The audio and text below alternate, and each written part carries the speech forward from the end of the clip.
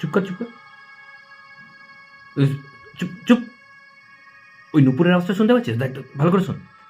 ছম ছম, ওই দেখ, শুনতে পাচ্ছিস? ওই দেখ, গান করছে দেখ মেয়েটা। ছম ছম নুপুর বাজে রে। শুনতে পাচ্ছিস? মেয়েটার বাড়ি এখানে ছিল, মারা গেছে। ও যখন বেঁচে ছিল না, ওর বাবা ওকে নুপুর কিনে দিয়েছিল। খুবই বাজে নুপুর, তাই সবসময় বলতে থাকে নুপুর বাজে রে। খুব প্যাশনেট ডান্সার ছিল, নাচতে খুব ভালোবাসতো। কোথাও থেকে গান ভেসে এলেই ও নেচে দেবে। আমি ভয়ে গান করতে পারি না, তো ও যদি নেচে দেয় ছাদে। দারুণ প্যাশনেট ডান্সার ছিল, কত্থক, ভারতনাট্যম সব নাচে ছাদে। ধর, এটা কোনো কথা হলো? পাগল, এগিয়ে বিশ্বাস করতে যায় না। আমার বাবা কালকে লুঙ্গি পরে গেছিল আমাকে খুঁজতে। বাবা 15 মিনিট কত্থক নেচেছে ওর সঙ্গে, জানিস? ভূত ধরে না কেমন? তারপর মা খুঁজতে গেছিল, মায়ের আবার 10 মিনিটের পারফরমেন্স ছিল ভারতনাট্যম। তুই যাসনি? না, আমি যাইনি। আমি যদি আবার হিপ হপ স্টার্ট করে দিই? পাড়ার কেউ দেখেছে?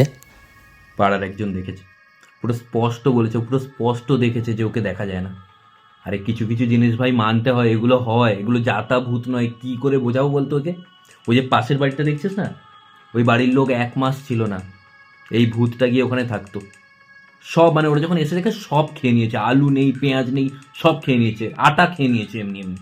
বিষ রাখা ছিল ওই বাড়িতে, বিষ। একজন সময় মতো আত্মহত্যা করবে বলে বিষ রেখেছিল, ভূতটা বিষ খেয়ে নিয়েছে, তাও মরেনি।